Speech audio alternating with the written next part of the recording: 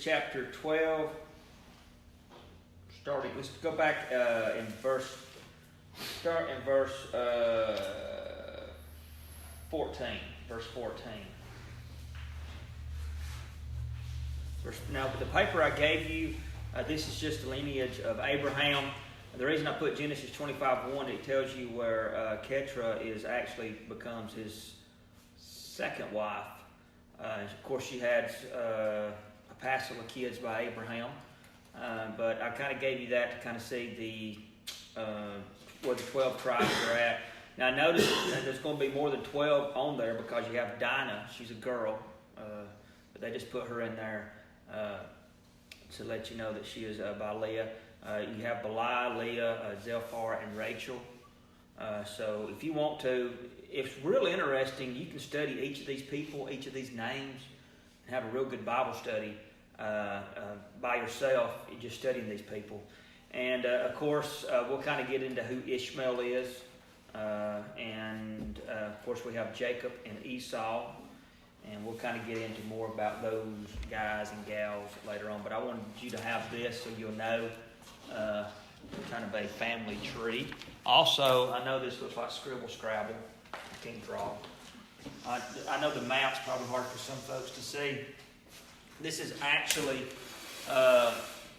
Abraham's journey, Persian Gulf. This is going to be Iran, Iraq, and that general area. This is the land of Ur. Here you're going to have two rivers coming down. It is going to be the Tigris and the Euphrates are the rivers that come down.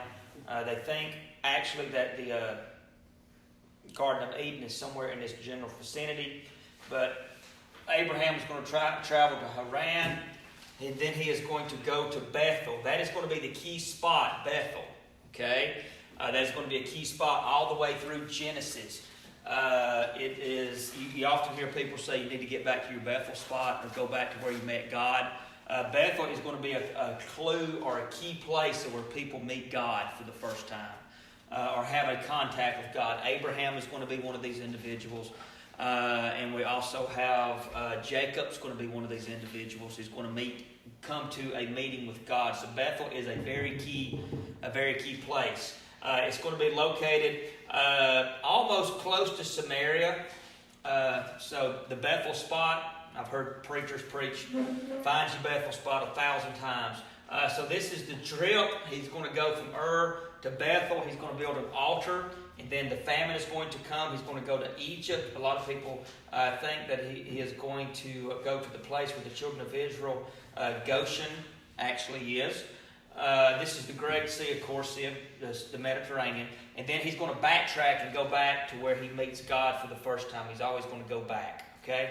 So the reason I put a.k.a. Dead Sea, Paul smarted me up about the Salt Sea. So this is actually modern-day Israel, Sea of Galilee, Dead Sea, Salt Sea. This is the River Jordan.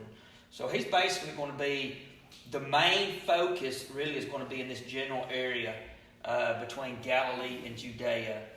For Abraham, which is going to be Bethel. That's going to be his main focus at that time. Sarah's 65 when this is going to be happening. Abraham is 75 years old. So kind of gives you a clue of how old these individuals are. The first altar, once again, is going to be found in verse 7 of chapter 12. He's going to build an altar because it says an altar of the Lord who appeared unto him. And of course, Jacob is going to go to Bethel when he goes actually to his uncle Laban's, and we'll kind of get into that also as a very interesting story. But Bethel is going to be a key spot. Speaking of the Bethel place, everybody, I guess, in their lives has a Bethel place that they can kind of point to or go to, kind of your God spot or to be alone with God. I have a prayer closet at home. That is where I do 99% of my studying. The kids know Dad's in that closet, don't go bothering. So everybody should have a God spot or a Bethel spot that you can kind of go, and that's kind of your place. I got a friend of mine who actually lives in Georgia who actually built him an altar out of wood and stone. He owns a lot of property on the back side of it, and he said that's where I go every day. So I just kind of that's my God spot. That's where I can go, and I know that nobody's going to bother me. So Abraham had a God spot or a Bethel spot, and Maybe you guys have got one also. This Bethel is a place. There is a city or a town that is located close to Bethel called Ai. You'll learn more about that when you start studying Genesis. When you start studying Joshua, that was a big defeat of Ai. So that's basically in the general area that we're looking at. Now, you remember a famine is going to come in the land. Okay, a famine is going to strike. Abraham in verse 10 finds out that there is a famine in the land, and he is going to go on down to Egypt. He stays here in Bethel. He is already very, very wealthy. Okay, has tons of cattle, horses, camels, donkeys, anything, sheep. The question is, then why pull up stakes and go to Egypt when this is the place you meet God? Why do that? We do it too. You know that? We're bad about having our God moments or our Bethel spots, and when things get bad, we abort the mission and leave and go somewhere else, hoping that the world will take care of us and hoping that the world will watch out for us. Nothing good. If you ever study any of, and I think that we kind of went over it pretty good when we were studying Exodus, nothing good has ever came out of Egypt. Nothing. When you study Egypt, that's why God had to pull the children of Israel out of it, get them out after 400 and some odd years. And what is interesting is that when the children of Israel left Egypt, they brought along the habits of Egypt. As soon as they had just crossed the city limits of Egypt, they began belly aching and griping. I want to go back. I want to go back. And the first big pit stop they make a golden calf. So anytime you stay for a long period of time in Egypt, it is going to affect you spiritually. Thank God Abraham didn't stay there very long. Children of Israel stayed there so long that it affected them spiritually, and it drug on out all over when they even went into crossed over Jordan into Canaan. So they had a lot of habits that they had to get rid of, and God broke them of those habits by killing off that generation. You remember God said, this generation is not going to cross over. He said, I got to get rid of that generation and bring up a new generation. Of course, Joshua and Caleb were the two that was from that generation that got to go in. So nothing ever good is going to come out of Egypt. Nothing ever is. So we have a famine. They go down, and I like the way it says this, they go down into. That means not just on the outskirts. They actually embed themselves into this country. It is a place that is kind of like what Lot was to Sodom and Gomorrah. He embeds himself into Sodom and Gomorrah.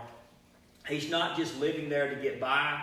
He is actually going to live there. That's why it says they go into, or journey into, or get inside of Egypt. And then it goes on, and you know the story. Sarah, he tells her to lie. But what is interesting, this is what is interesting. I wanted to bring this out last week. Do you know that's really a half-truth, if there's such a thing? She was a half-sister. She was a half-sister according to Genesis chapter 20. So, he's not really lying, is he? If you think about it, just a little poison ain't going to hurt you. There's no such thing as a little lie. He knew what he was doing, right? I think all of you guys are pretty well steeped enough in scriptures to where you can basically make these scriptures say what you want them to say and justify it in your own mind. To where, I know that's what it says, but I can study around it and make it to where I can justify it myself. Abraham is not a fool. Okay? He knows that he can use this excuse to skirt or try to skirt around God, giving him a reason to go into Egypt. So basically, he's telling, I hate to use that word white lie or half-truth, but you can see how he still has in him, in that part of the country. And what is interesting, he leaves this place, which is notorious for idol worship, stays there for 70-something years, stays here just for a few days, and he's already back in Egypt. You see which one has more of a pull on him, more of a hold. It's going to be because all he knows is just go back to Egypt or go back to where God isn't. So So he tells her, pretend you're my sister, which is, we'll just go say half truth for right now. But anyway, there is an old, and I've got a book at home. It is I have a book of the Torah, and I also have the Mishnah, which is just a book of laws. It's kind of boring to read them real big. But actually, all throughout those books, some rabbis will actually put in their thoughts about stories in the Old Testament. These rabbis lived a couple of thousand years ago. There's actually, this is not biblical, but I just thought you might find it interesting. There's actually a story about how she got found out. That, again, it's just something to mull around in your head. Said when he went into Egypt, he had her in a crate. And the guys that when you would cross over into another country, it's pretty much like today. You had to tell what you got in there. You bring it in something in our country we don't need. So when he brought her in there, they asked Abraham, said, "What's in there?" And he said, "Well, what do you think's in there?" He said, "Is it gold?" Like, "Yes, gold." "Well, pay us the tax amount on the gold." Pay tax amount on the gold. Goes a little bit further. Somebody else stops him. Another official says, "What's in there?" He said, "What do you think's in there?" He said, "Spices from the Orient." "That's what you think it is. We'll pay us the tax on that." He goes a little bit further. He said, "What do you think's in? What's in there?" And he said, "What do you think's in there?" "Salt."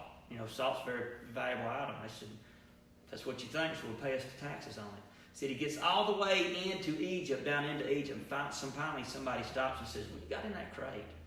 And just as offhand, he says, "My wife."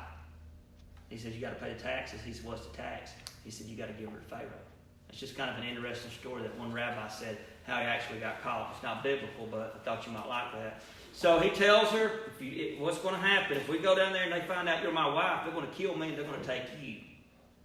Now, Abraham knows this before he even gets to Egypt. So why go? I mean, that's like going into a situation. This is when we go into this situation, everything is going to be bad, but yet we are still going to go. All right? So Abraham takes her. She's 65. And it says, "And it come to pass when Abram went into Egypt, the Egyptians beheld the woman that she was very fair.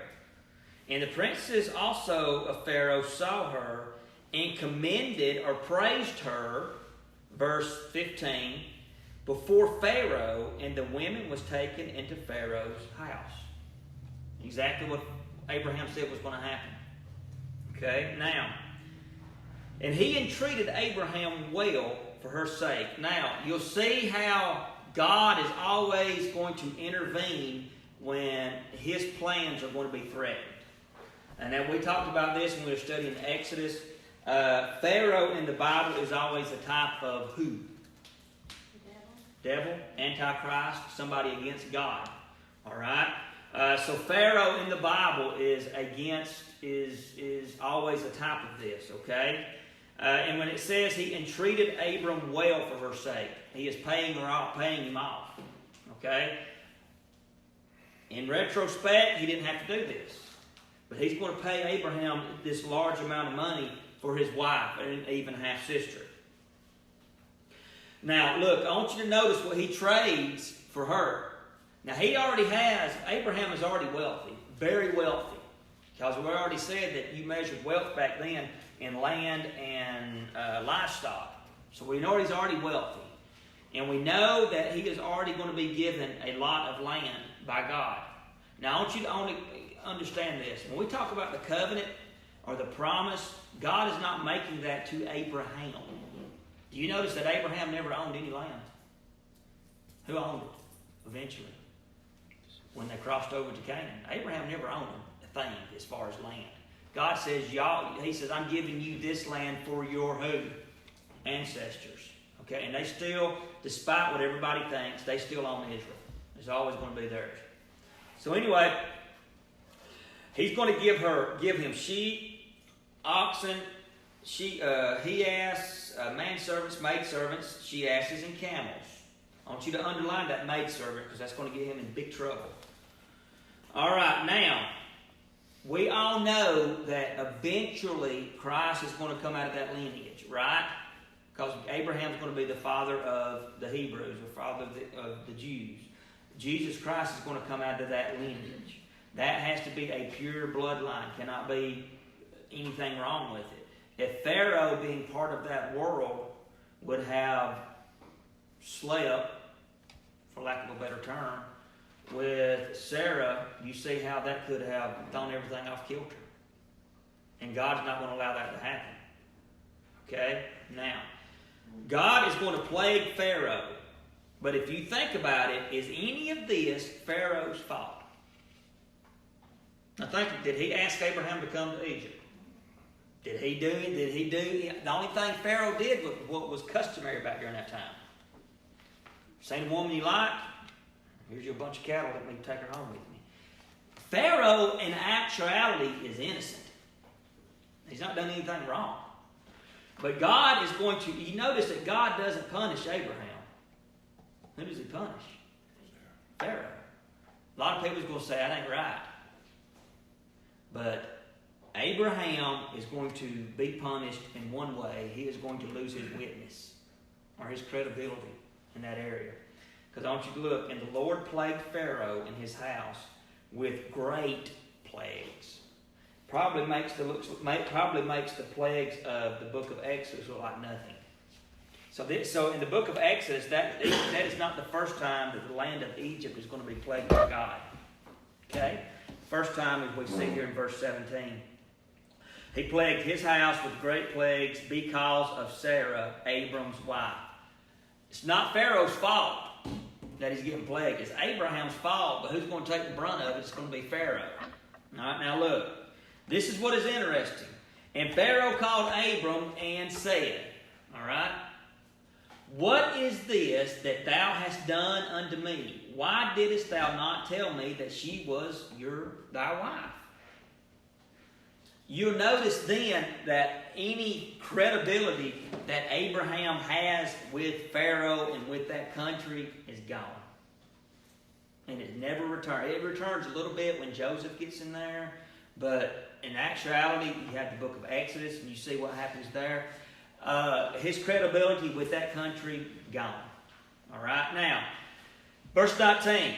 Why saidest so? Why saidest thou, she is my sister? So I might have taken her, everyone knows what that means, to be my wife. Now therefore, behold, thy wife, take her and go thy way. You know this last time, the second time this happened? You remember when God brought all those plagues down on Egypt, and eventually Pharaoh just basically said, go. Whatever you want, go. Get out of here. All right? Now, he sends him away richer than what he did when he got there. But these are not spoils from God. These are spoils from Egypt. Okay? This is something very interesting. And Pharaoh commanded his men concerning him, and they sent him away, and his wife, and all that he had. Now, we know that he's rich now, okay? I wanted to kind of hurry through that until we get in chapter 13. We know that Abraham's rich. He is now going to go back to a place that he's familiar with. You don't have to respond, raise your hand, shake your head, or whatever. But how many times in our lives, I'll go ahead and say I'm guilty of it. We get away from God. We get out of our Bethel spot or our God spot. We get away from God and we get into our Egypt. And when we finally get back to our Bethel spot, how good that feels. How it has a comfort. But just think about all the time we lost in Egypt. You know. And there are church members, there's deacons, there's pastors who still spends a lot of time in Egypt. It's very easy to go back there. You know, you've got places, everybody sitting here has got a Egypt in your life that you could go back to if you wanted to. Alcohol, drugs, pornography, whatever. It's always there. And guess what? Abraham always had his Egypt to deal with. The disciples had their Egypt to deal with. Peter's Egypt was his ego, was his personality, being just real brash and just unsensitive to things. And you had David. His Egypt was the more women, the better. Solomon, the more women, the better. So every God-called person in the Old Testament, even in the New Testament, has an Egypt to deal with. Even the Apostle Paul says the things that I want to do, I don't do them. It's the things that I don't want to do, that's what I do. So everybody sitting here has an Egypt that we have to deal with. But I'm glad to know that there is always that Bethel spot that we can go back to. And God has pointed out to Abraham, you have a Bethel spot that you can come back to. Look in verse 1. Sends him away, verse 20, everything he had. And Abram went out of Egypt, his wife, and all that he had, and Lot with him into the south. Now I want you to look how his life has changed. Now Abram was first of all, he just had a lot. Now he's very rich in cattle, silver, and gold. Where'd you get all that? You got it from Egypt. Brought it out with him. You know what would have been the wise thing? We wouldn't have done it. What would have been the wise thing for Abraham to have done? Left it. What would, in all honesty, don't say, well, I would have left it. We'd have took it too, wouldn't we? Abraham brings every bit of this back to Bethel. Everything out of Egypt to Bethel. What is interesting, you remember in that story, Achan brings all that stuff out of Ai, or brings all that stuff out of Jericho, hides it under his tent. Everybody knows the story. This is the exact same spot that they was defeated at in Ai. Almost the exact same spot.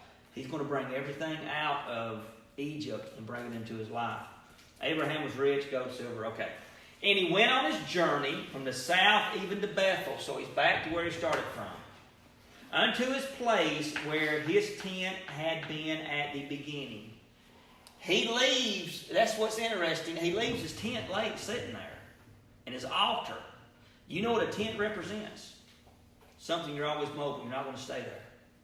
It's just something what are we described as? And even Abraham is described as he is looking for a city builder and maker as God. He's always on the move. We are a tent-dwelling, symbolically people. This is not our home. It's not. We are continuously moving, looking for a city whose builder and maker is God. You remember in the story, and I've got to get into it more in depth, when Lot left Abraham, he leaves his tent, leaves his altar, and basically moves into a house in Sodom and Gomorrah. He decides he's going to settle down.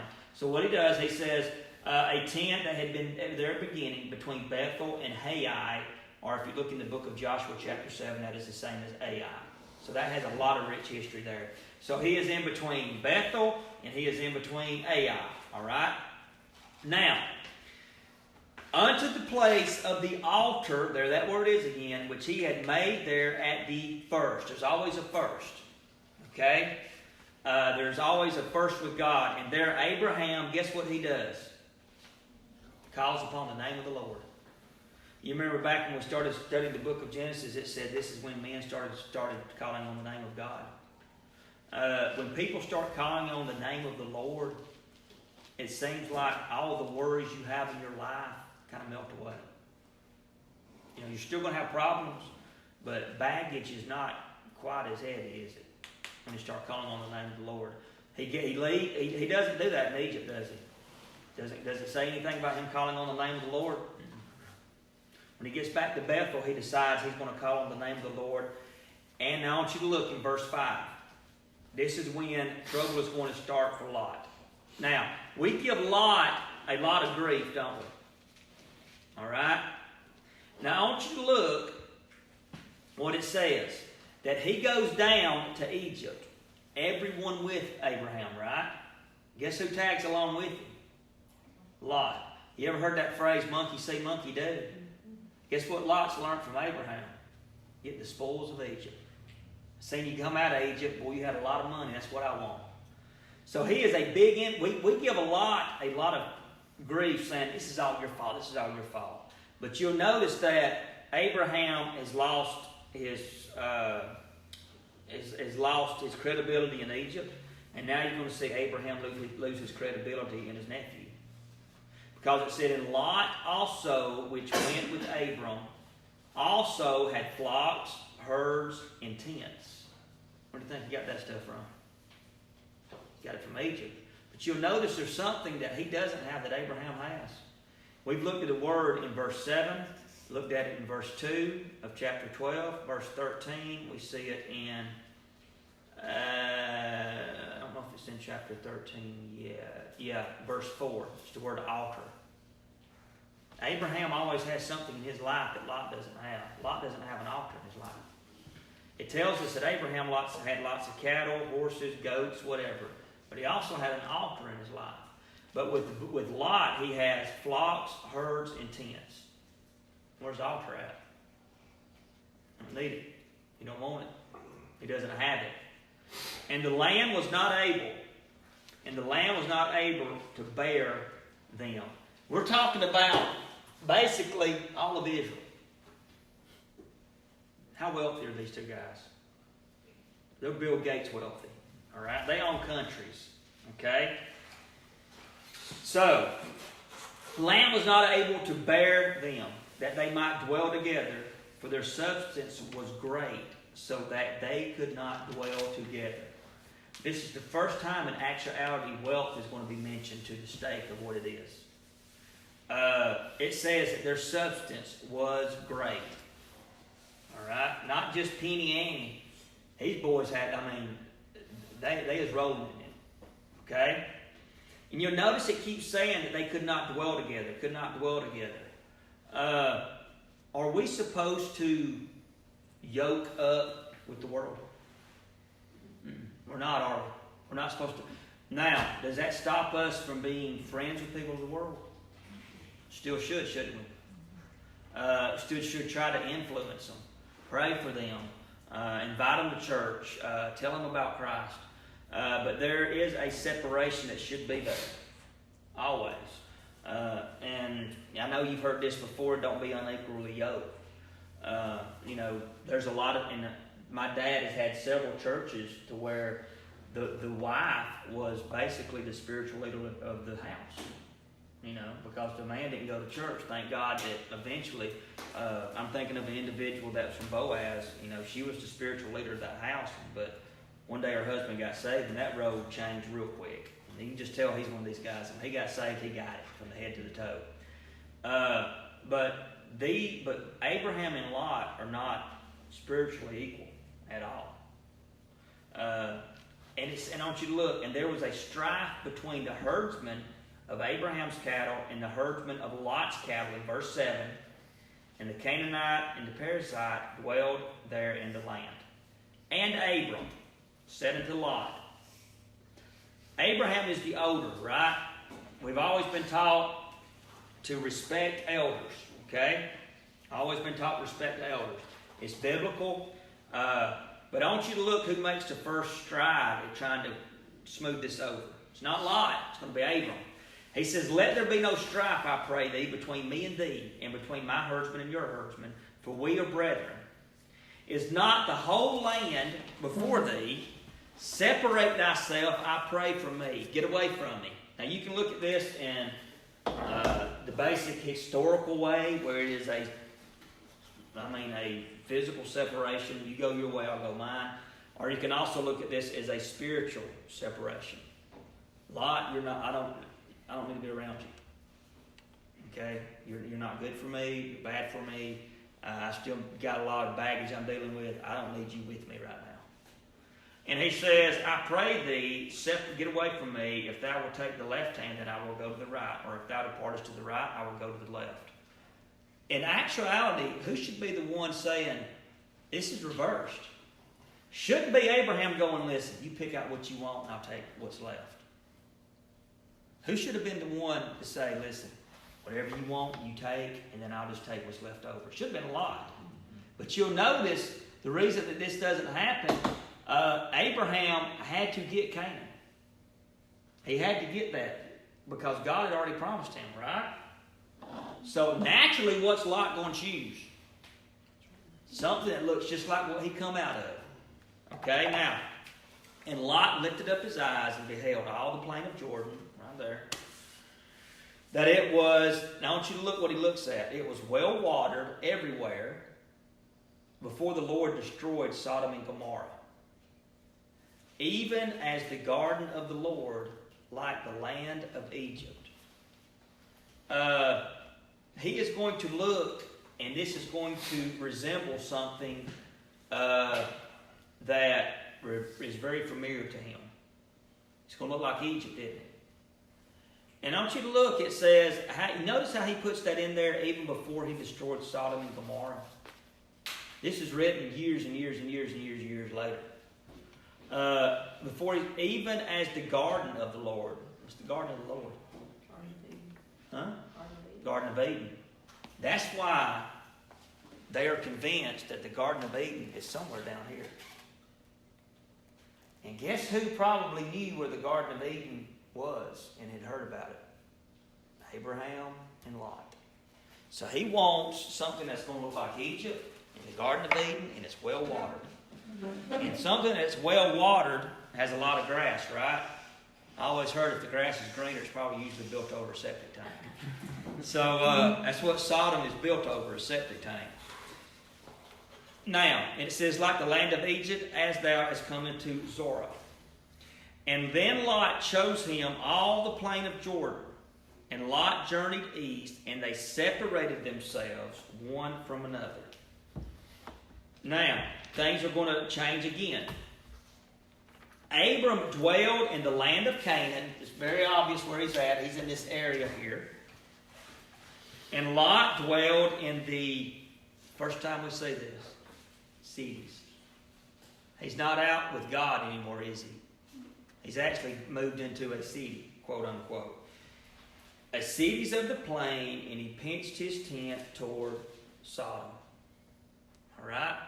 This is the key verse. But the men of Sodom were wicked and sinners before the Lord exceedingly. But guess what Lot wants? He wants that. He could have had anything he wanted. Could have went anywhere he wanted. Abraham says, you pick out what you want, and whatever you do not want, I'll take what's left.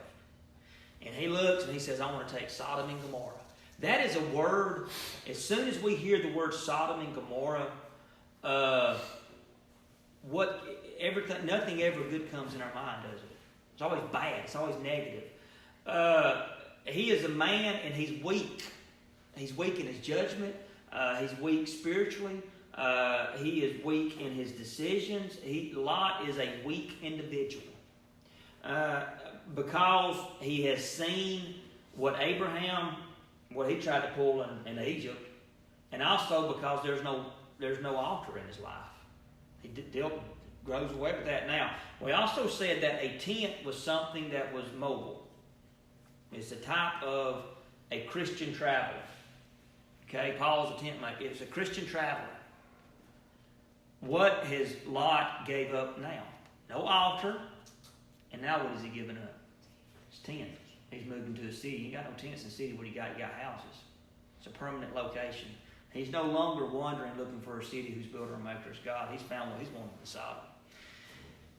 Nothing is ever said good about Sodom because they are described as the men of Sodom were wicked, and not only wicked, they were sinners before the Lord exceedingly.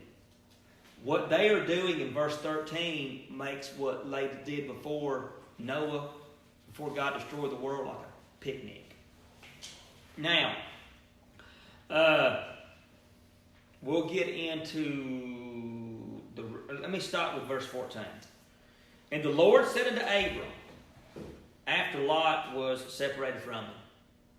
You'll notice that God stays real quiet when Lot's around, doesn't he? You ever notice that? He doesn't talk too much when Lot's around. Because Lot is a person that could care less what God's going to say. You'll notice that you remember when during the Last Supper that Jesus did not go into his great details about his death, burial, his resurrection, the Great Commission, stuff like that, until Judas was gone. When the devil was put in the heart of Judas, he dips that and he leaves, and then it says, now Jesus said. He doesn't give any information to his disciples because Judas don't need to know anything. God is not going to give any information to Abram when Lot's around because Lot doesn't need to know anything. It's none of his business. Because you'll notice, and I like the way he says this, and the Lord said unto Abraham, comma, after Lot was separated from him, comma. He wants us to know that Lot was no good and God had nothing for him. Because God's not going to speak to Lot, is he? Never hear him do it. And this is what he says, lift up now thine eyes and look from the place where thou art. This is amazing. North, south, east, west. You notice when you go and buy land, I guess Ross and Kenneth, you guys, y'all got land and stuff. You have a certain area that you buy. How much, your land is from that state to that state to that state to that state. God told Abraham, wherever you look, wherever your eyes can see, every bit of it's yours. That'd not be amazing? Somebody come up to you and go, I want to give you some land. How much? You just, whatever you see is yours. Oh no, I can't see that far. Well, he also tells them whatever the sole of your feet touch is going to be yours. You know how much land that is? All this. That's a country. He's not getting land, he's getting a country. But I want you to notice a lot of people are hung up, well, this is a covenant between God and Abraham. No. It's between God and who? Israel. Okay? Because if this was a covenant between God and Abraham, guess when that covenant would have died out? When Abraham died. But it carried on. So this is an unconditional covenant. Or promise. Where am I at? It says, for all the land which thou seest, every bit of it, to thee I will give it, to thy seed forever. Abraham, whatever you want, you just look at it and it's yours. This is a covenant or a promise that is not based on man. You know why covenants aren't based on men? Do it. Say it louder. We break them. We fail. We ain't good for it. But if the covenant is based on God, that covenant is always going to be secure. There's no stamp of approval. There's no notary republic. There's no handshake. There's no nothing. God said it, and He's going to do it. He says, everywhere you see, this is going to be for you and for your what? Seed. That is where that promise comes in, that it is an unconditional, that it is not based on Abraham's decision, it is based on God's decision. And He says, I'm going to give it to you forever and ever. It says, I will make, I'm trying to get through, because I want to get into chapter 14 next week. He says, and I will make thy seed. You notice He says, your seed, which is an offspring. This is not to Abraham. I'm going to make thy seed as the dust of the earth, so that no man can number the dust of the earth, then shall thy seed also be numbered. How many folks is that? Look, it says dust of the earth, not one location. If we were to take our finger and rub it across something that's got dust on it, thousands and thousands of dust particles. But He tells us that they're going to be numbered like the dust of the planet. That's a bunch of folks. And He says, arise, walk through the land and the length of it and the breadth of it, for I will give it unto thee. What is amazing is that Abraham could have walked for the next 100 years. And guess what? God would have gave him every bit of it. I want you to keep, just go to walking. Wherever your foot touches, that's going to be yours. That shows us, he went from Mamre to Hebron, and guess what he's going to do? It says in verse 18, Abram removed his tent, and he came and dwelt in the plain of Mamre, and then, which is in Hebron, and he builds, guess what? Second one he's going to build. Guess what happens when something happens good in Abraham's life? He always builds an altar, doesn't he? This shows us how amazing God is. How He controls everything. And everywhere His foot touched, everything His eyes saw, God said, I'll give it to you. I'm just going to give it to you. It shows us God's grace. It shows us His love. It shows us how God loves the Hebrews and loves the Jews. You'll notice that Gentiles been brought up yet in this. We've been in 13 chapters. How many times we've been talking about it? So when I say this is a Jewish book, Dear Heavenly Father, we love you and we thank you. Thank you, dear God, for your love. Thank you, dear God, for the grace. Thank you, dear God, that this covenant of salvation that we have, this promise of salvation is not based on us at all. It's always based on you. Dear God, help us to rest in that. Dear God, help us to, if we don't, help us to have a Bethel place, a place that we can come to you. Help us, dear God, that when we get off into Egypt, that we can always know we can come back to our Bethel spot. We love you, dear God, and we thank you. In your name we pray.